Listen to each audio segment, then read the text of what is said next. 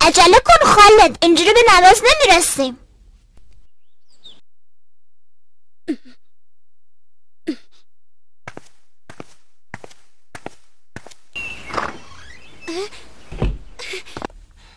سلام، ببخشین دیر اومدم، معذرت میخوام. علیکم السلام و رحمت الله. من ترسیدم که به نماز نرسیم. مسجدی که امروز توش میخوایم نماز بخونیم کمی دورتر از خونه شما هست. برای چی تو این مسجدی که نزدیک نماز نمیخونیم؟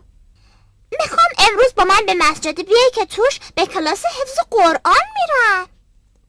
کار خیلی خوبیه، خدا خیلی خوشش میاد.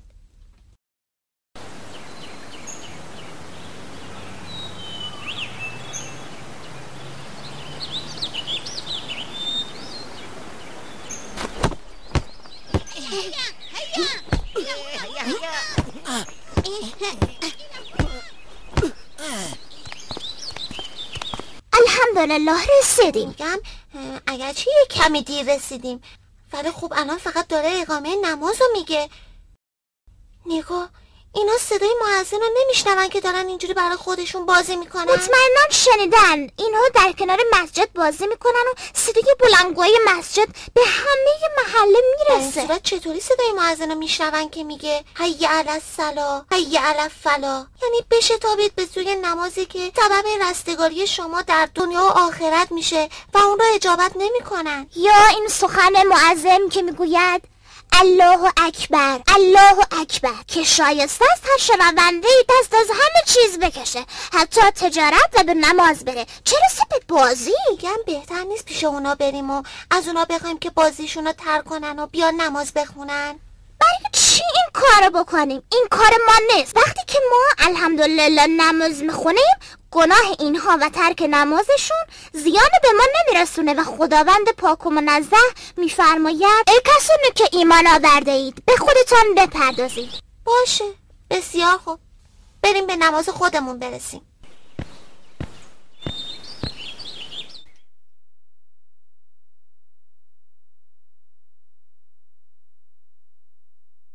زیاد، چرا امروز به نماز نرسید؟ معذرت میخوام شیخ، ولی به هنگام ورود به مسجد دیدیم که بعضی از بچه‌ها بعد از اذان فوتبال بازی میکردن. از این کارشون تعجب کردیم. به معانی اذان خوب فکر کردیم که چجوری به تأکید از شنونده اون میخوان که اونها رو فوراً اجابت کنه. آیا از آنان نخواستید که بازی را ترک کنند و به نماز بایستند؟ نه خیر شیخ، میخواستم این کارو بکنم، ولی زیاد از من خواست که کاری به کارشون نداشته باشم.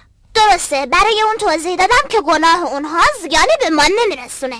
تا وقتی که ما الحمدلله خودمون نماز میخونیم، ای مؤمنان به خودتان بپردازید. خدا بیامرزدت زیاد.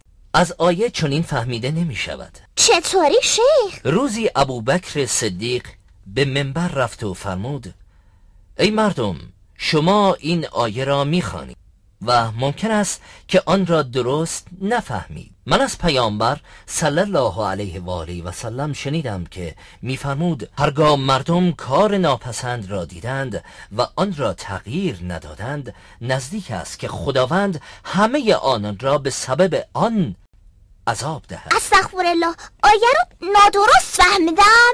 درسته پسرم. او به سخن خداوند بلند مرتبه فکر کن. کسی که گمراه شد به شما زیانی نمیرساند. هرگاه که شما هدایت یافت، و هدایت کامل مؤمن به آن است که امر به معروف و نهی از منکر کند.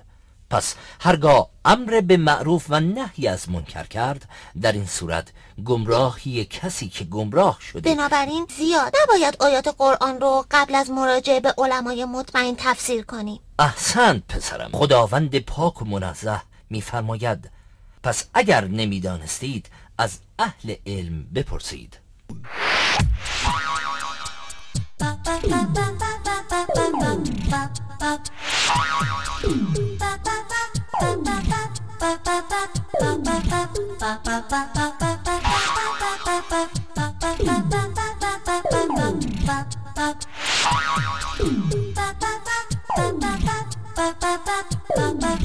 ba ba ba